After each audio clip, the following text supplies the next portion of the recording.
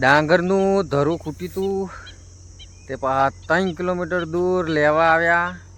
અહીંથી પાછી લઈને ખેતરમાં જવાનું હોય કેનાલે 3 કિલોમીટર દૂર, અને ત્યાં આગળ અમારા ધરું ડાંગરની જોડીઓ ખેંચવાનું ચાલુ જ છે। તમને બતાડું, જુઓ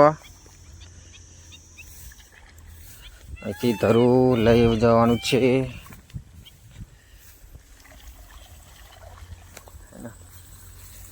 ભાઈ ખેડૂતો કઈ રીતે મહેનત કરે છે એ કોઈને ખબર નહીં હોતી।